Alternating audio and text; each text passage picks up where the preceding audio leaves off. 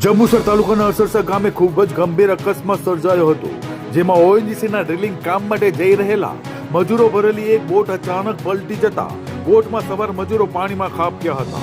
પ્રાથમિક માહિતી પ્રમાણે બોટમાં અંદાજે 50 થી 60 જેટલા મજૂરો સવાર હતા.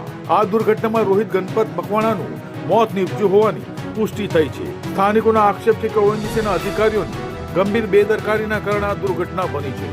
આ ઘટનાએ ફરી એકવાર સુરક્ષા મુદ્દે બેદરકારી સામે લાવી છે અને સારવાર માટે ખસેડાયેલા મજૂરોએ ગંભીર આક્ષેપો કર્યા છે કે તેમને કોઈ પણ પ્રકારના લાઈફ જેકેટ આપવામાં આવ્યા ન હતા.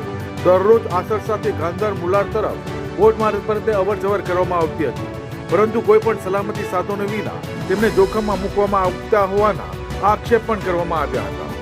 ઘટનાની જાણ થતાં સ્થાનિક પોલીસ, 108 એમ્બ્યુલન્સ તથા ગામના લોકો દ્વારા તરત રેસ્ક્યુ કામગીરી શરૂ કરવામાં આવી હતી.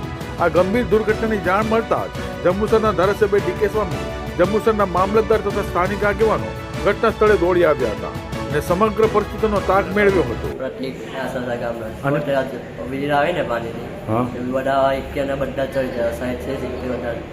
બોટ ઉપર તે કોણ ઓફ થઈ ગયું તારા ઘરથી? પપ્પા એવું તે પેલા જેકેટ પહેરેલા હતા, લાઈફ ગાર્ડ એવું લાઈફ જેકેટ એવું કશું નતું પહેરેલું એમ છે.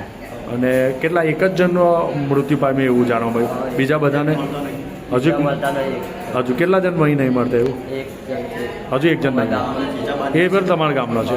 એ ભાઈનું શું નામ? નરેશભાઈ નરેશભાઈ રાઠોડ.